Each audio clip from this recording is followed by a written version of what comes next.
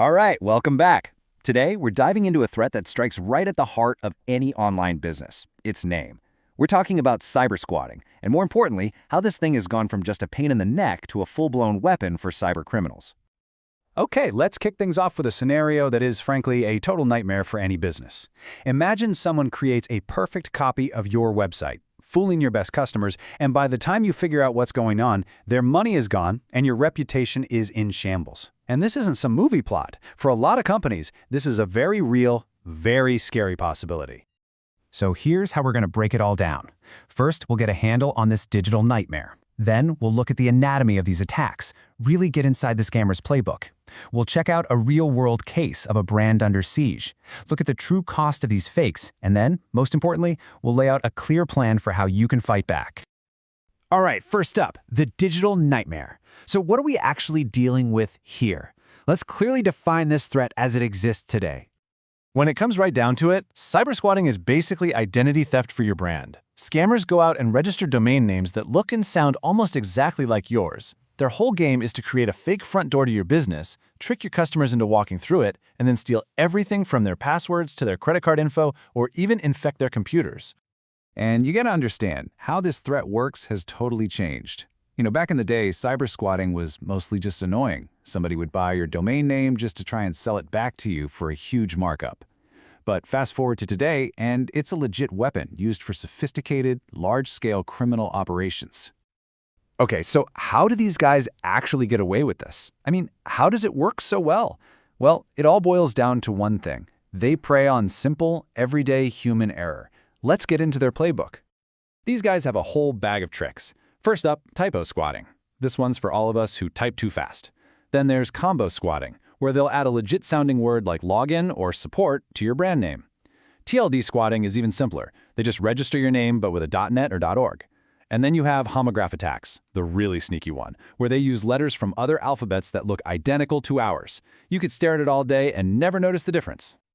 I mean, look at this. It's a classic, right? We've all done this. Your fingers are moving fast, you hit an extra O trying to get to Google, and boom, you're not searching anymore. You're on some malicious site designed to harvest your data. It's that easy, and it's terrifyingly effective.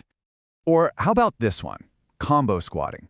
You get that email, it looks legit, urging you to update your Netflix password. The link is netflix-login.com. Seems plausible, doesn't it? That one little word, login, is all it takes to make you lower your guard and hand over your credentials without a second thought. Okay, so this isn't just some abstract threat. This happens to real companies all the time.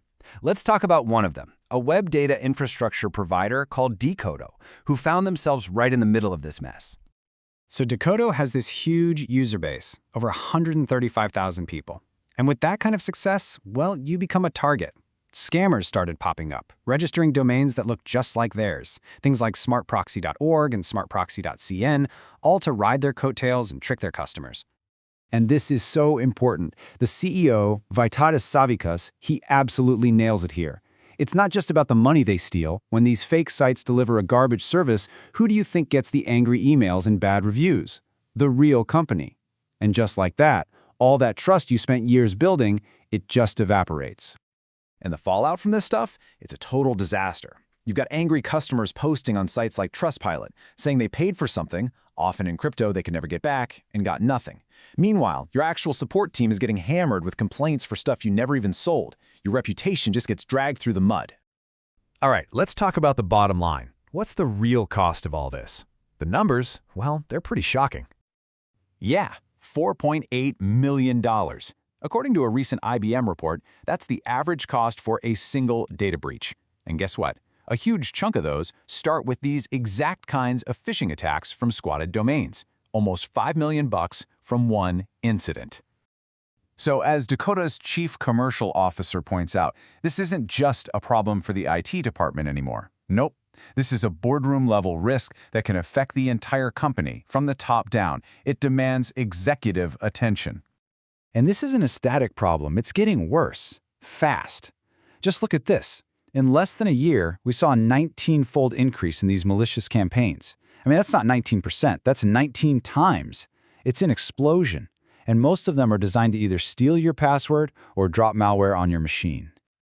Okay, so the situation looks pretty bleak, I get it. But you are not powerless here. Let's shift gears and talk about how you fight back, because sitting around and waiting for an attack is just not an option.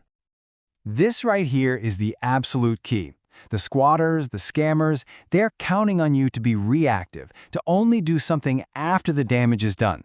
The only way you can win this game is to be proactive. You have to go on the offense. So here's your game plan. It's a simple 3-step playbook. First, register the domains yourself. Grab the common misspellings, the different extensions, beat them to the punch. Second, you gotta keep an eye out. Actively monitor for any new domains that pop up using your brand name.